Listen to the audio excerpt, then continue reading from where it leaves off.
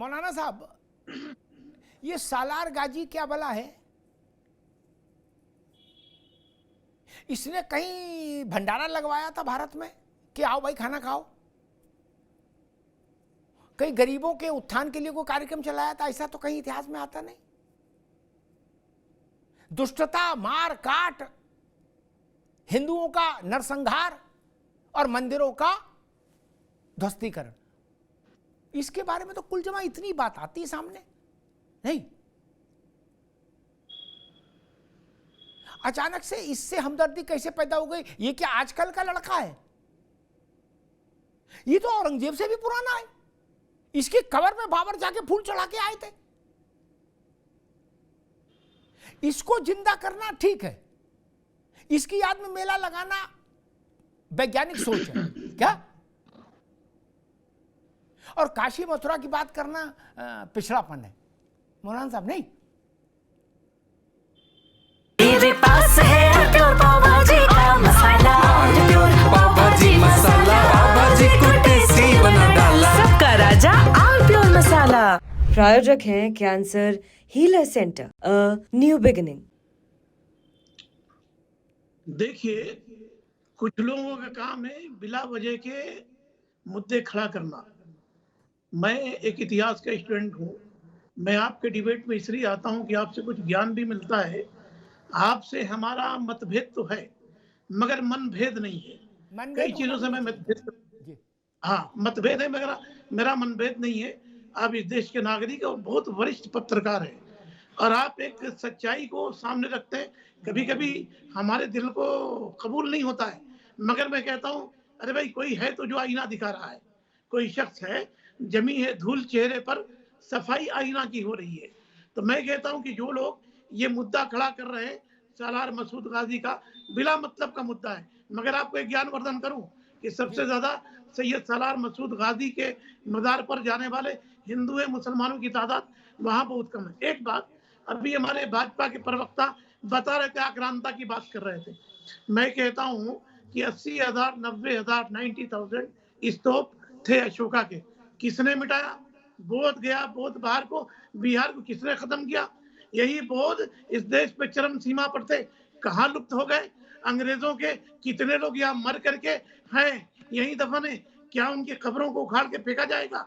आज भी अब 26 जनवरी को उनकी औलादों को, नाजायज औलादों को, जिन्होंने जलियांवाला बाग कांड किया था, उन्हीं की नाजायज औलादों को 26 जनवरी को परेड पर बुला रहे, सलाम कर रहे हैं। तो ये दोगलापन क्यों, ये तुष्टीकरण क्यों?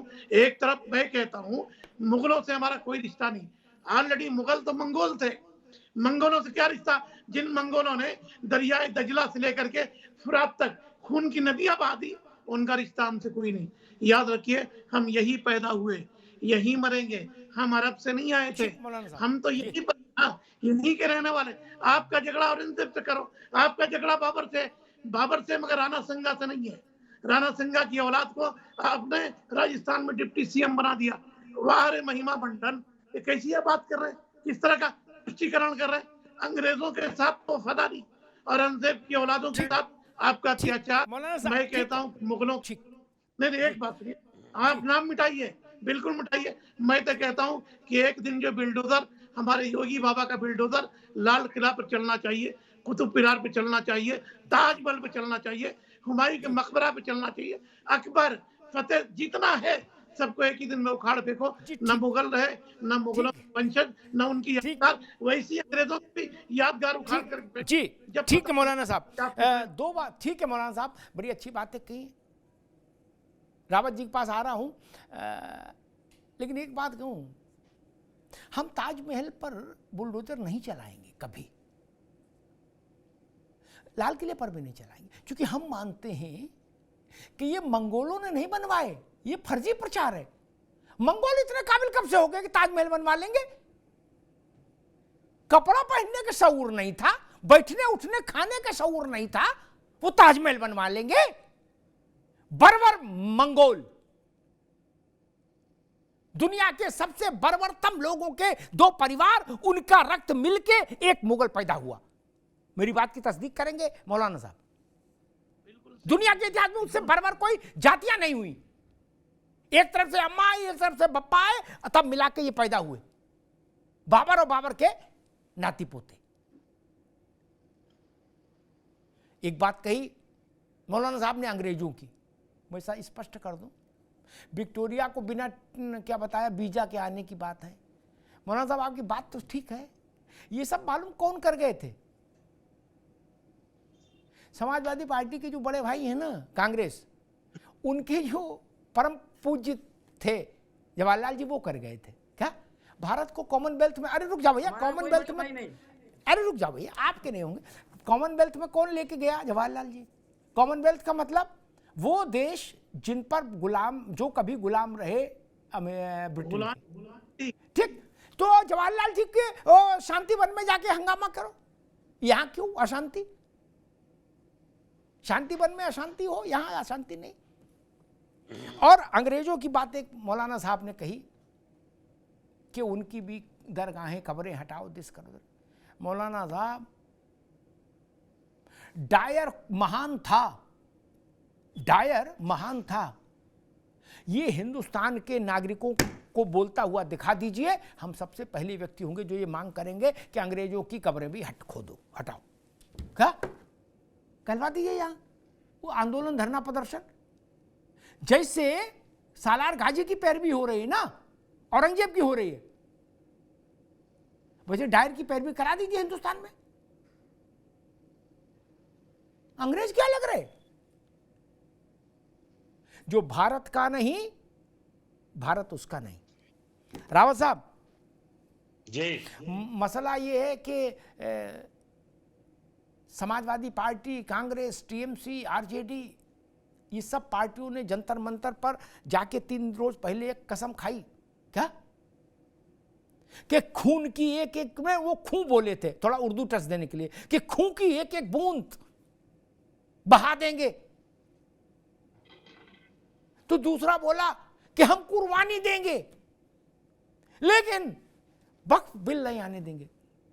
मुझे उनकी बात लगी, भाई चलो वक्फ से आपकी मोहब्बत है, आप खून बहाओ चाहे पानी बहाओ, आपकी मर्जी। लेकिन ऐसी मोहब्बत कभी काशी, मथुरा, अयोध्या के लिए नहीं दिखाई। नहीं कि नेता जंतर मंतर पर इकट्ठे हुए होते और कहते मैं खून दे दूंगा, मैं बलिदान दे दूंगा, मैं आग लगा लूंगा अपने शरीर में अगर रामलला टाट में रहेंगे। वक्फ के लिए हॉल उठ रहा है, ठीक है, लेकिन इस देश की 80% आबादी के आराध्यों के लिए ऐसी पीड़ा कभी क्यों नहीं हुई? रावत साहब जी, अमिताभ जी, ये जो पार्टियां हैं जो कसम खा रही हैं, ये सिर्फ ऊपर ऊपर से कसम खा रही हैं और मुसलमानों का खून चूस रही हैं। अब ये तो मुसलमानों को सावधान होना चाहिए इन खून चूसने वाली पार्टियों से, कांग्रेस से, सपा से, टीएमसी से, बीएसपी से, जितनी भी हैं, इनको मूर्ख बना रही हैं और आज तक मूर्ख बनाया है देश आजादी के बाद, और उससे पहले भी इनको मूर्ख बनाते रहे, इनका यूज करते रहे और अभी भी यूज कर रहे हैं। अभी मौलाना साहब कह रहे थे कि अंग्रेजों के खिलाफ ये सब चीजें क्यों नहीं होती। अंग्रेजों से बदला लेके तसल्ली हो गई मौलाना साहब। जनरल डायर ने जलियांवाला काम किया था, लेकिन उसको जा करके वहीं लंदन में जाके गोलियां मारी थी उसको, और जब वहां नाम पूछा गया था तो ये कहा था कि मैं राम, मौलवी और सिंह हूं। तसल्ली हो गई। काश अगर हमने औरंगजेब की आंखें निकाल दी होती और इसमें 4 जूते मार दिए होते तो तसल्ली हो जाती। बाबर से भी बदला ले लिया जाता तो शायद तसल्ली हो जाती कि हाँ, हमने इन क्रूर सलार गाजी जैसों को, इनकी भी गर्दन उड़ा दी होती, 6 गोलियां निकाल दी होती तो हमें भी तसल्ली हो जाती। तसल्ली नहीं है, आज हमें दर्द है, पीड़ा है। इन लोगों की क्रूरता का इतिहास हमारे सामने खड़ा हुआ है, लेकिन ये जो पार्टियां हैं ना, ये हिंदुओं के खिलाफ और आपको मूर्ख बनाने के लिए हैं। आज आप देखिए मथुरा के अंदर कैसे वहां ईदगाह खड़ी हुई है। आप देखिए जाकर के जब दर्शन करने के लिए जाते बनारस के अंदर, काशी विश्वनाथ में, तो कैसे बीच में मस्जिद खड़ी है। इस पर कोई बोलने वाला नहीं है। समाजवादी पार्टी तो खुश होती है, वहां पर गौरी सिंगार, उसकी पूजा बंद करा दी उन लोगों ने, खुश हुए। उन्होंने वहां पे हज हाउस बना दिया आपके वोटों के लिए, आपको मूर्ख बनाया। आपको तसल्ली दी गई कि हम देखो हज हाउस बना रहे हैं, है ना। वहां पर कोसी परिक्रमा जो देव दीपावली होती थी उसका फंड बंद कर दिया। बहुत सारी चीजें हिंदू के साथ वहां पर लोगों ने बंद कर दी। तो ये तो खुश हो रहे हैं और आप मूर्ख बन रहे हैं। कितने दिन मूर्ख बनोगे आप? इन पार्टियों का एक दिन ऐसा ही इतिहास होने वाला जो आज औरंगजेब का हो रहा है। इनके नेताओं की कब्रें भी उसी प्रकार से खुदेंगी, इन पे भी बुलडोजर चलेगा। एक दिन आने वाली पीढ़ी जब आएगी ना, वो ये सोचेगी कि समाजवादी पार्टी ने कैसे हिंदुओं के मंदिरों के जो पूजाएं बंद कराई थी, वो भी इतिहास सोचेंगे। आज हम लोग चले जाएंगे, आप लोग चले जाएंगे, लेकिन आने वाली पीढ़ी तो काम करेगी।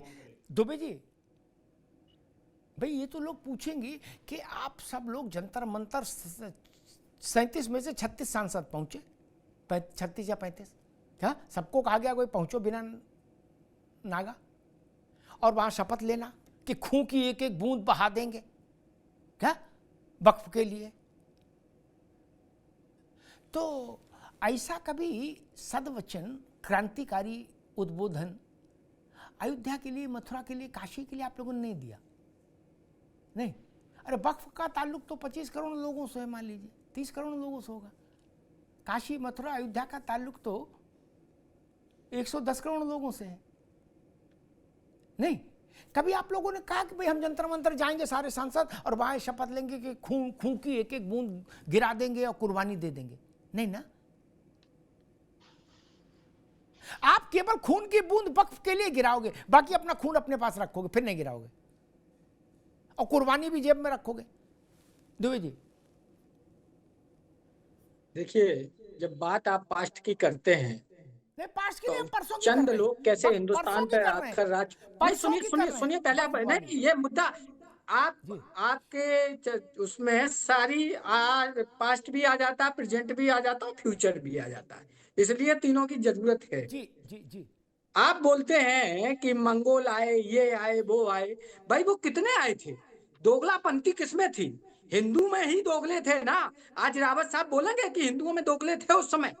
क्यों नहीं कहते हैं? जिसके कारण हमारे सनातन में आज मौलाना साहब बैठे हैं, ये भी कभी सनातनी होंगे। ये सनातनी मुसलमान है, ये मंगोल से नहीं आए, ये सनातनी मुसलमान है। मुसलमान ठीक है, किन परिस्थितियों में इनके पूर्वजों ने इस्लाम कबूल किया वो बात अलग है, लेकिन हिंदुस्तान में रहने वाला हिंदुस्तानी है, वो सनातनी ही है। ये तो प्रूव हो चुका साइंटिफिक। इसलिए मैं ये कहता हूं कि आखिरकार उन लोगों का क्या, जिन लोगों ने गद्दारी जब की थी तभी आज हमारे ऊपर 800 साल मुगल राज करके गए। उससे पहले मंगोल आए होंगे, उनने राज किया। 200 साल हमारे ऊपर अंग्रेजों ने राज किया। लेकिन बात ये नहीं है, आप कब तक उनको चीजों को कुदेरते रहेंगे? आप आगे की अगर करें कुछ, और जहां तक आपने जो ये वक्फ बिल और इसका बात किया, जब कोई चीज कोर्ट मैटर है, राम मंदिर को अगर हमने से मतलब पूरे हिंदुस्तान ने उसको सहज स्वीकार किया कि भाई जजमेंट जो आया सुप्रीम कोर्ट का वो फाइनल, कहीं कुछ नहीं, तो बताओ एक भी किसी ने आवाज उठाई हो? काशी विश्वनाथ मंदिर हो या श्री कृष्ण का मथुरा का मैटर हो, अगर उसमें भी सुप्रीम कोर्ट जो जजमेंट देगा, मैं नहीं समझता हूँ हिंदुस्तान में कोई भी ऐसा शख्स होगा। एक दो की बात छोड़ दो, ठीक, एक दो आपने बिल्कुल ठीक है, आपने बिल्कुल ठीक बात कही। ठीक है दुबे जी, ठीक है। मेरे पास है प्योर पाव भाजी का मसाला, पाव भाजी मसाला, पाव भाजी को टेस्टी बना डाला, सबका राजा ऑल प्योर मसाला। प्रायोजक हैं cancer healer centre, a new beginning.